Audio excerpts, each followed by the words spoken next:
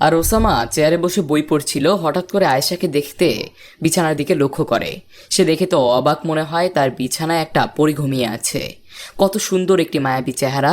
Osama chair থেকে উঠে ওযু করে তাহাজ্জুদ আদায় করে। এদিকে আয়েশাও তাহাজ্জুদ পড়ার জন্য ঘুম থেকে জেগে উঠে। সে টেবিলের দিকে তাকিয়ে দেখে ওসামা নেই। আয়েশা চিন্তা করে তার কত স্বপ্ন ছিল বিয়ের প্রথম রাতে সে তার বরের সাথে কত গল্প করবে, একসাথে তাহাজ্জুদ আদায় করবে। কেননা যে ঘরে স্বামী স্ত্রী একসাথে তাহাজ্জুদ আদায় করবে সে ঘরে অশান্তি প্রবেশ করবে না।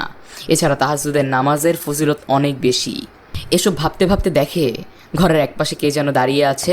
আয়েশা ভালোভাবে লক্ষ্য করে দেখে ওসামা নামাজ পড়ছে। আয়েশা ওযু করে নামাজ আরম্ভ করে দেয়। হঠাৎ ওসামার ফোনে ফোন আসে। ওসামা ফোন রিসিভ করে সালাম দেয়। সে বুঝে যায় তাকে আজকে ফজরের আজান দিতে যেতে হবে।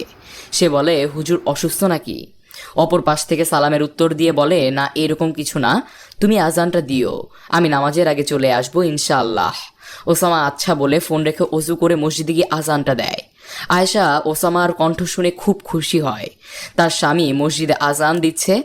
ওসামা নামাজ পড়ে মসজিদ থেকে আজকে দ্রুত চলে আসে, কেননা আজকে ঘরে না থাকলে অন্যরা অন্য কিছু ভাববে তাই। সে এসে দেখে আয়েশা মিষ্টি সুরে কোরআন পড়ছে, তবে তা বাহির থেকে বুঝাই যায়নি। আয়েশা কোরআন পড়া শেষ করে ঘর থেকে বাহির হতে নিলে ওসামা বলে, কই যাচ্ছেন? কেন? বাহিরে যাওয়ার আগে গোসল করে যাবেন দয়া করে, না হলে বাহিরে সবাই অন্য কিছু ভাববে। গোসলের কথা শুনে সে কিছুটা লজ্জা পেল, তবুও সে বাথরুমে ঢুকে গোসল করে নিল।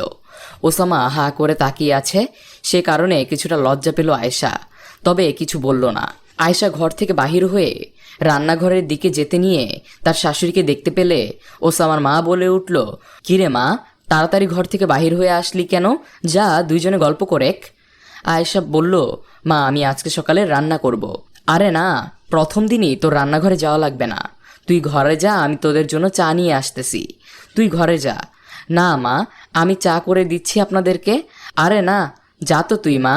আচ্ছা মা, চলেন দুইজনেই রান্নাঘরে যাই, আপনি চা করেন, আমি গল্প করি আপনার সাথে।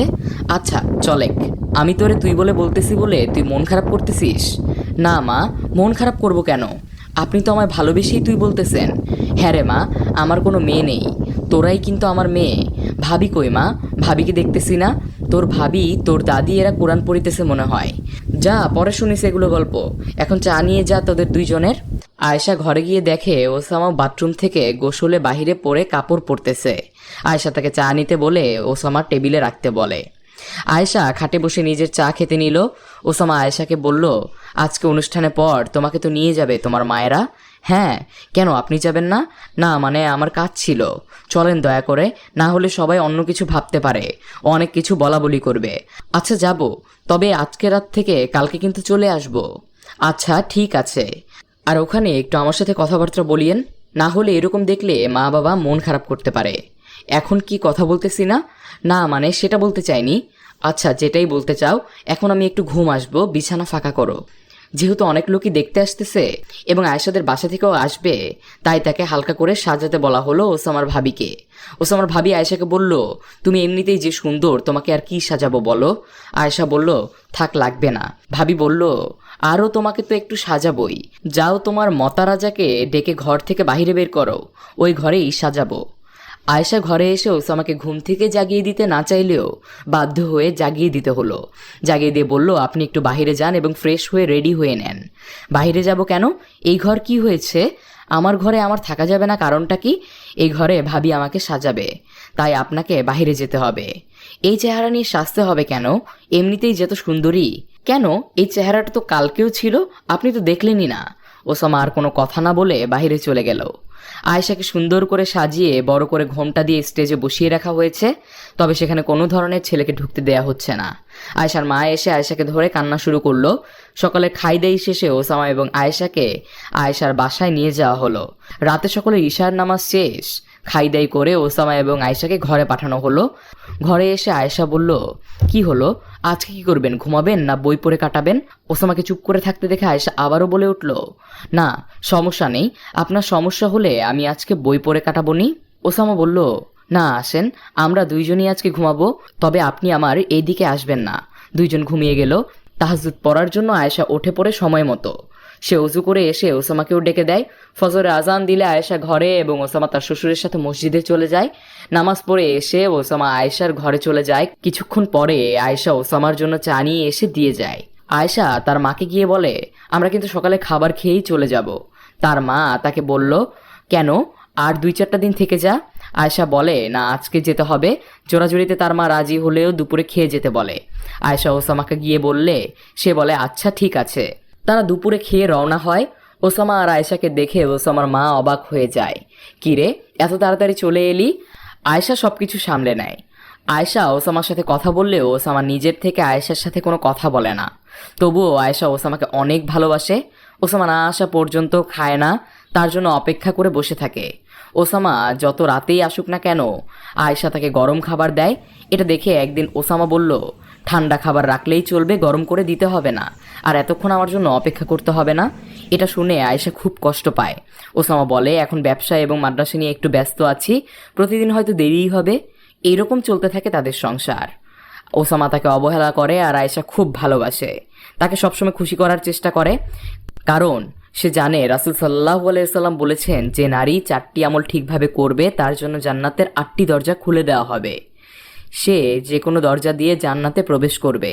4টি আমল হলো নিয়মিত 5 ওয়াক্ত সালাত আদায় করা, রমজানে সঠিকভাবে রোজা পালন করা, সঠিকভাবে পর্দা করা এবং স্বামীর খেদমত করা। তাই আয়েশা স্বামীর খেদমতে কমতি রাখে না। সে চায় তার স্বামী যেন তার প্রতি নারাজ না হয়। তার স্বামী তার প্রতি নারাজ হলেও আল্লাহ তার প্রতি নারাজ হবেন। আপনাদেরকে ভালোবেসে এই পর্বটা অনেক বড় করে দিয়েছি। তার স্বামী তার প্রতি নারাজ হলে আল্লাহ তার প্রতি নারাজ হবে। তবে ওসামাও আয়েশাকে খুব ভালোবাসে, তবে তাকে বুঝতে দেয় না। সে দেখতে চায় এবং আয়েশার মুখ থেকে শুনতে চায়, আমি তোমাকে ভালোবাসি। তবে ওসামা দীর্ঘদিন অপেক্ষা করেও তার আশা পূরণ করতে পারে না।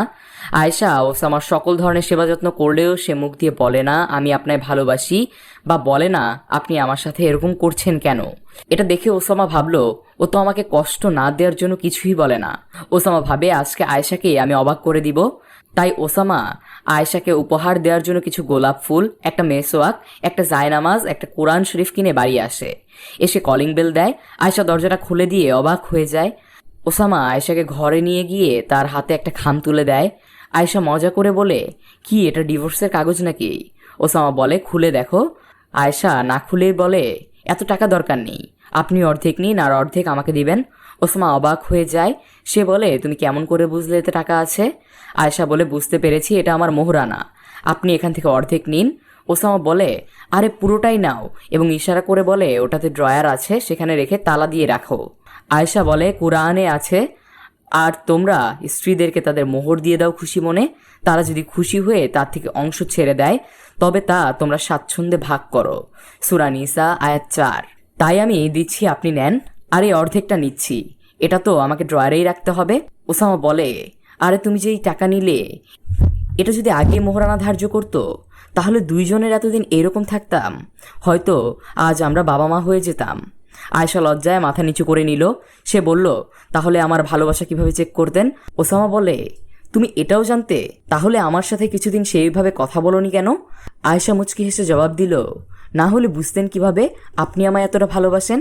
ওসামা আয়েশাকে তার আনা গিফটগুলো দিল। আয়েশা খুব খুশি হলো এবং বলল, জাযাকাল্লাহ খায়রান। ওসামা বলল, সেদিনের না পালন করা সুন্নতগুলো পালন করি।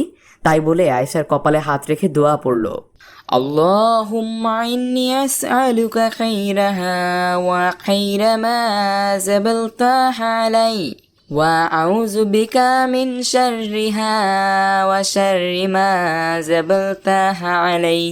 অর্থ, হে আল্লাহ, আমি আপনার কাছে এর মধ্যকার কল্যাণ এবং এর মাধ্যমে কল্যাণ চাই, এবং তার মধ্যে নিহিত অকল্যাণ ও তার মাধ্যমে অকল্যাণ থেকে আপনার নিকট আশ্রয় চাই।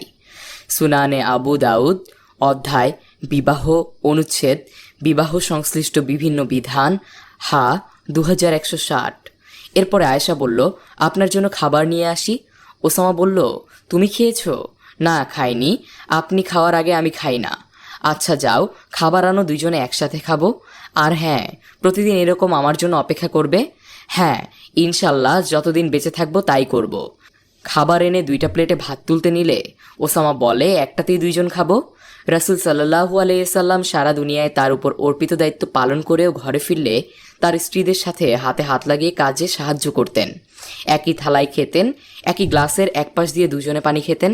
তাহলে আমরা কেন নয়? আমাদের তো উচিত তার সুন্নতকে আঁকড়ে ধরা। ওসামা ও আয়েশা এক প্লেটে দুইজন খাবার খেলো এবং একে অন্যকে খাইয়ে দিল। ওসামার মা ঘরের সামনে এসে সালাম দিয়ে আসতে পারি বলে ঘরে ঢুকে পড়ল। তিনি এসে আয়েশাকে মাথায় হাত দিয়ে মন ভরে দোয়া করলেন। ওসামার মা দুইজনের কাণ্ড দেখে খুব খুশি হলেন। আজকে আয়েশা এবং ওসামাও খুব খুশি।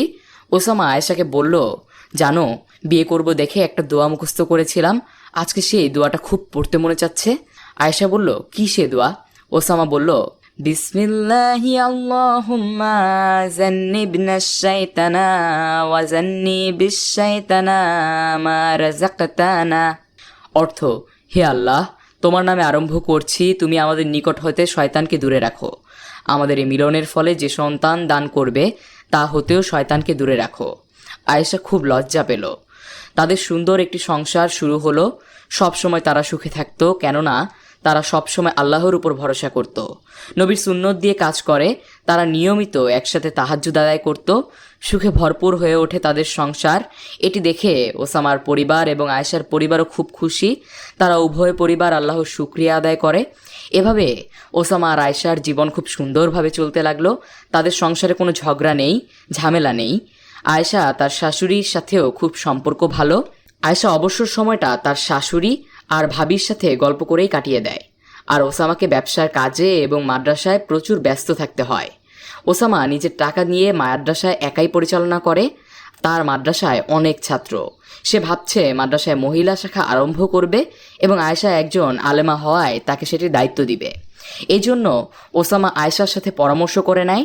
আয়েশা কথাটা শুনেই তো খুব খুশি।